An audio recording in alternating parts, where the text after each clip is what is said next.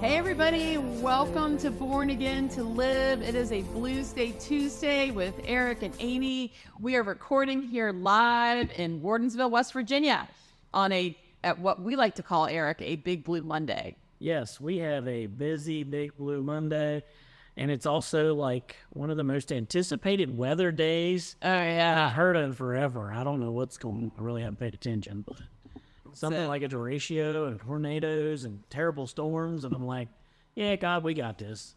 I mean, well, and we're supposed to have core team tonight too, so there's like a lot going on, and we just came off of a great weekend. But let's see, if my calendar's not mistaken, today is St. Patrick's Day. Oh, that is correct. Yeah.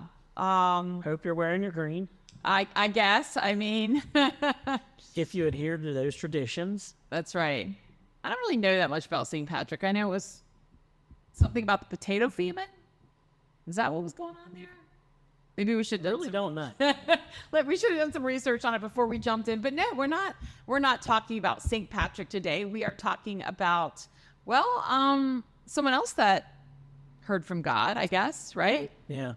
A long-awaited guy. I don't know why, but this guy's been on my radar for a little while, and it started last year. We did a episode on his chapter 3. It's just that little bit of a prayer that he prays, basically like, if all else fails, I still praise God. Right. And I love that little section, and I think we used it in the non-prosperity gospel. Yes. Yeah, I think so too. It was the non-prosperity gospel where he hit my register. That's right, because we just replayed that recently during the sick time. Yep, that was a good one. I loved it. And so then, I don't know, occasionally I would read some of his stuff and hear his name. And then that Craig Groeschel that I listened to, he started talking about him one whole week. It was his topic was Habakkuk.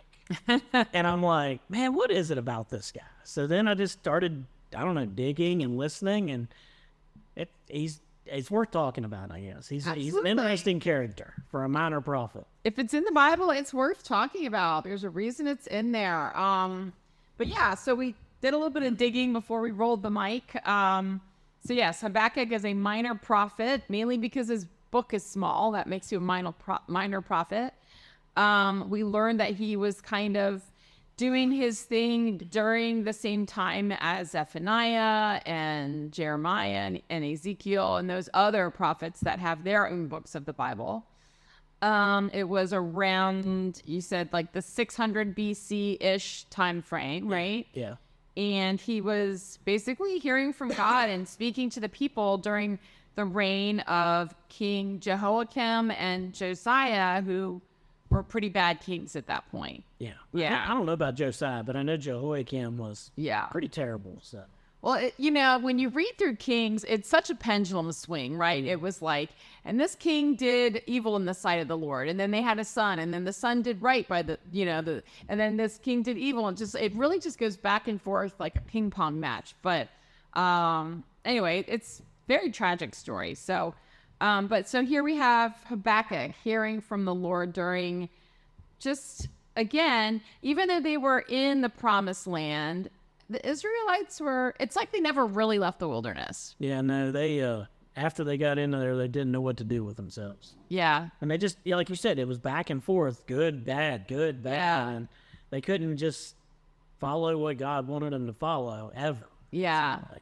Well, and God warned them sternly. We could go back at this point, because I do love when he says, I'm your king. You don't need a king. But if you want one, this is what it's going to entail. And he spells it out line by line. Your sons will be sent to war. Your daughters will be put in the palace to do the work. He basically says nothing good is going to come out of you having your king, your earthly king.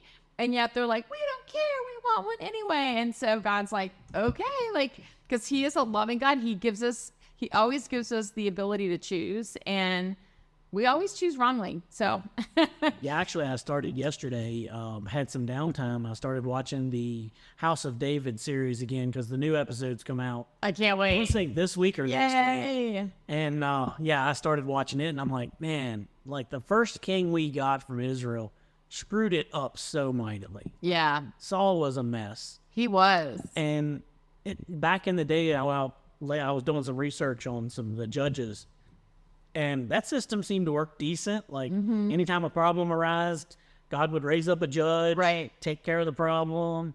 Then we kind of mess it up again, but then God would raise up a judge, and it worked better than the kings, I believe. Yeah. They had their own agenda, and God can only take them out so many times. Yeah. Oh gosh, I know.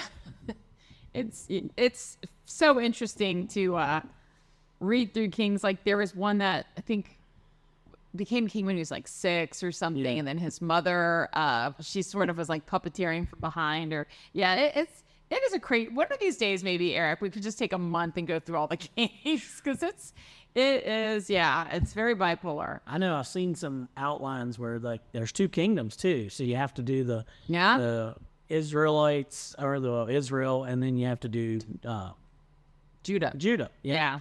And you do the 2 kingdoms, and you got to go who's who, where, and what times. And I seen it laid out somewhere one time in congruent timelines of which one was where, and it was interesting. But yeah, that's a lot. Yeah. Well, here we have Habakkuk in the middle of this crazy time, just trying to speak to the people. He's hearing from God, and So should we just dive in? Well, the one thing that really made me think this was relevant to any listener that we have is what the meaning of his name was. Okay. Because I think that's where we are as humans all the time with God. His name means to wrestle with while embracing.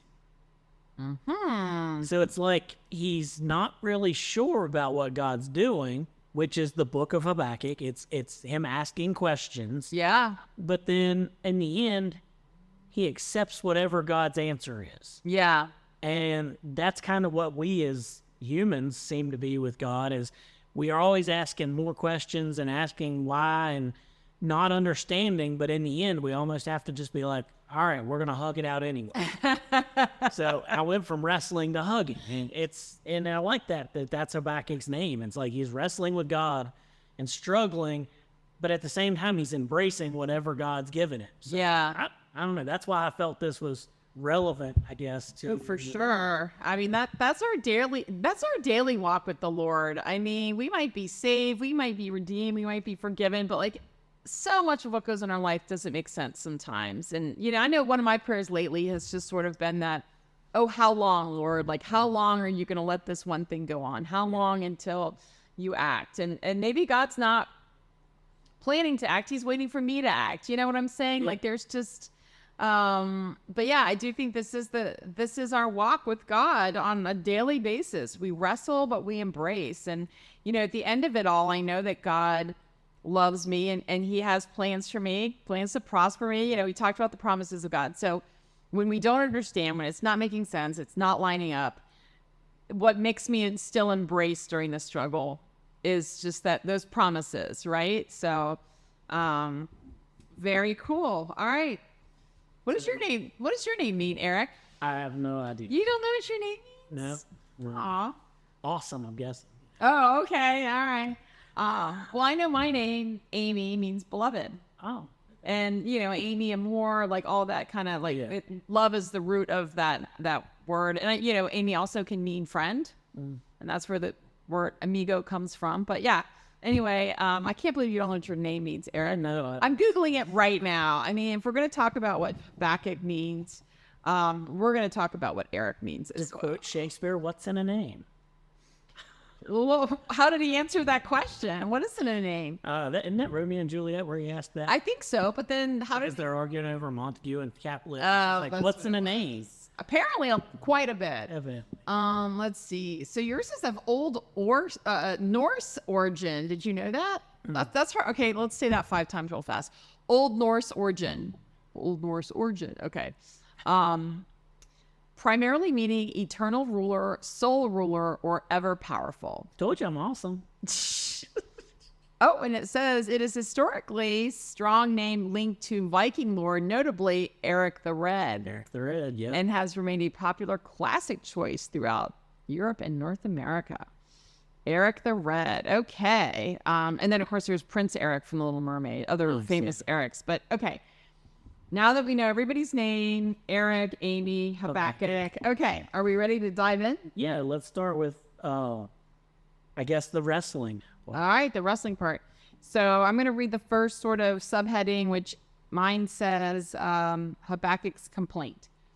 So verse 1 begins, the prophecy that Habakkuk the prophet received. Oh, I was just quoting these words. Okay. How long, Lord, must I call for help, but you do not listen, or cry out to you violence, but you do not save? Why do you make me look at injustice? Why do you tolerate wrongdoing? Destruction and violence are before me. There is strife and conflict abounds. Therefore, the law is paralyzed and justice never prevails. The wicked hem in the righteous so that justice is perverted. Doesn't that sound like today? Oh, yeah. God, why are you letting all this happen? Why is there so much evil in the world? Why have you not stopped all of this bad? Yeah. That sums up what he just said right there. Like, Yeah. everybody in this world wants to say, Jesus, come back now and end it all. Yeah. And Habakkuk's saying the same thing. Like, God, why are you doing this? Why in the world do we have to suffer? Why are the good being beaten down by the evil?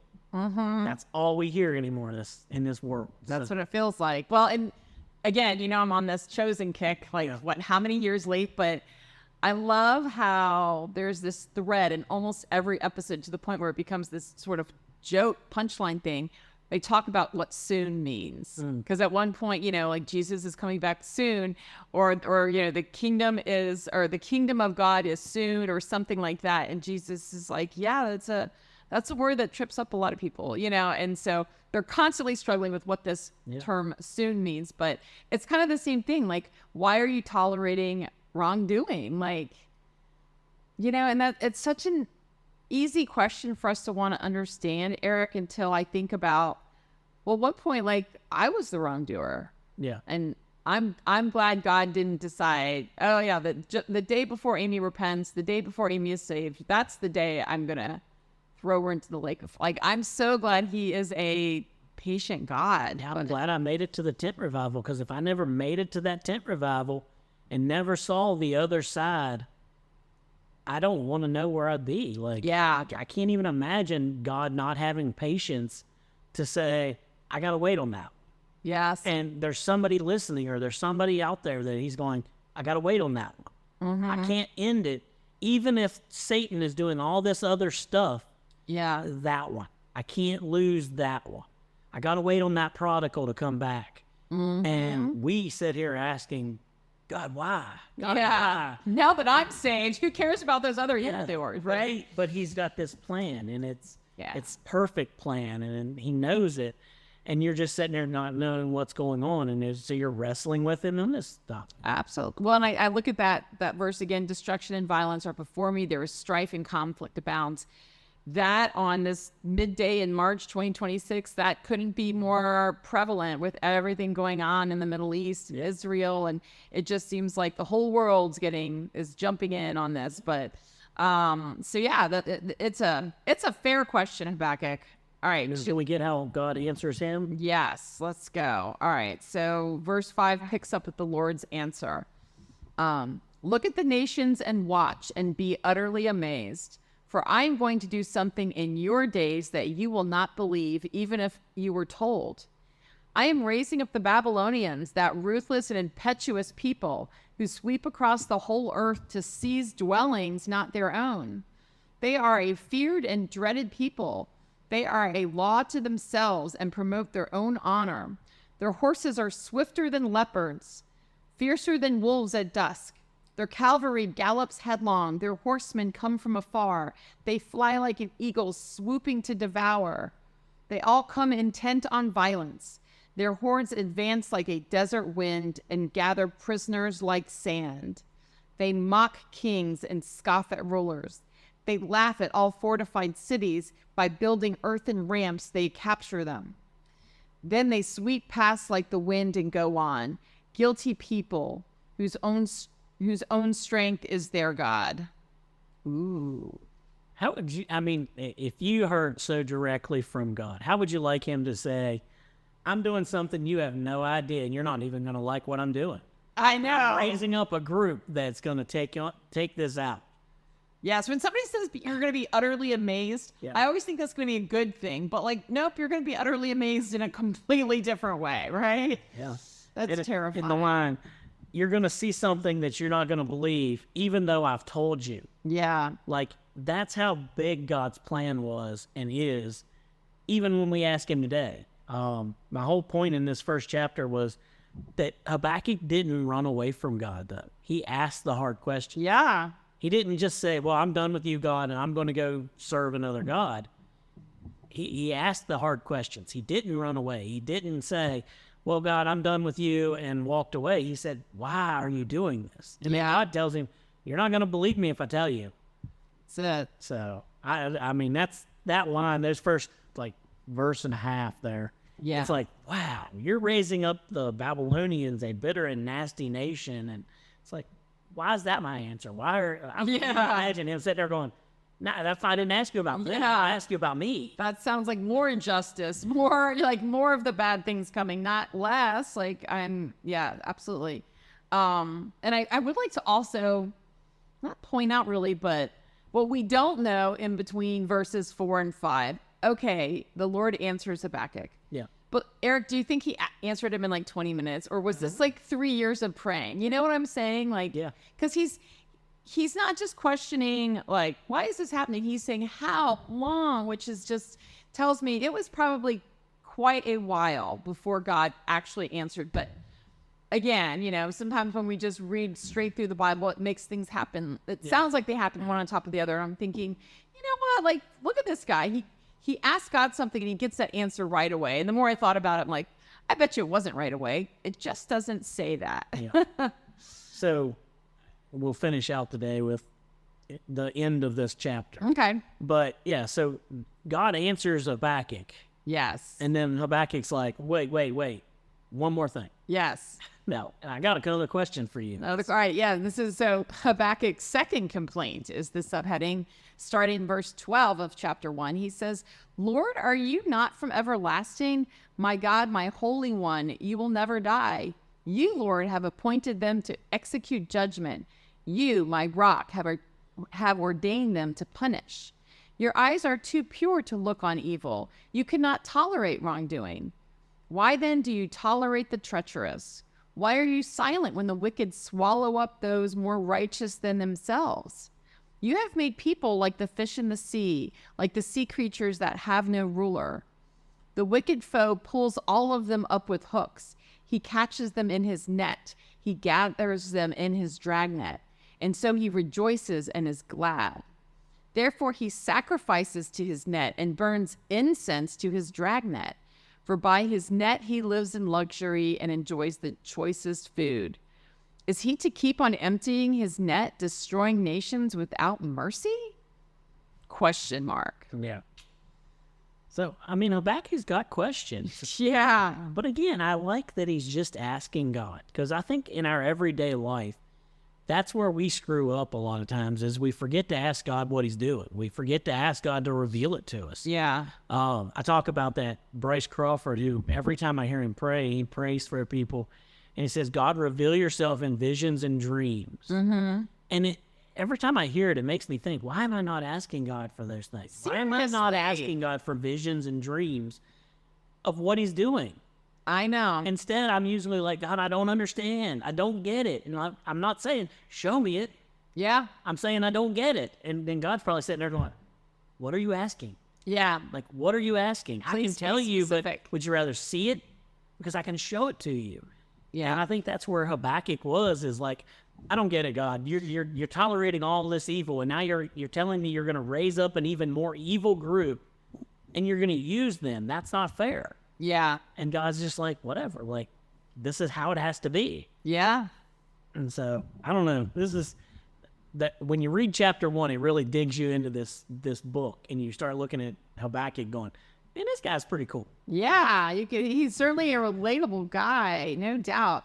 And, when he talks about how these people, their strength is their God. And then he goes on to basically say, like, all these things that they're doing, that is what they worship, right? They worship their net and the dragnet. And, so they really just worship themselves as these just mighty conquerors. And, you know, you've got to, as a prophet, as an Israelite, you got to be like, they're mocking you, God. Like, are you really going to let this happen? Like, you are the God of it all, not them. And so it kind of adds fuel to the fire. But yeah, to your point, Eric, I know the one time God really answered me in a dream, it was because I was going to bed. I'm like, God, I need to wake up with some answers. And he did answer me. And so we don't ask enough. And, you know, I know Jesus said, like, ask and you shall, you know, ask, knock and the door will be answered.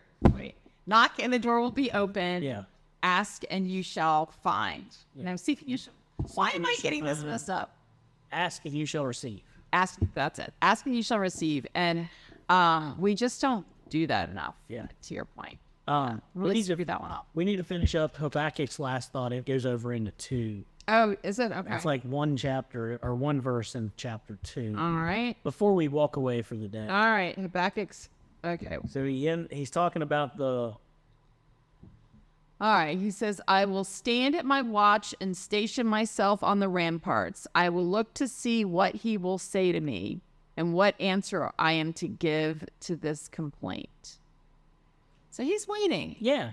And that's what I wanted to get to, is that tomorrow we're going to get into his waiting. Yeah. Because if you ask God, like you said, like he may have asked God, and it may have been years till he got his answer. Yeah. But he's waiting. Yeah. Because he knows he's going to get an answer. And there's that embracing during that waiting too, obviously. Okay. So. All right. I like this guy. Yep. We'll see you guys tomorrow. Bye. Oh, yes,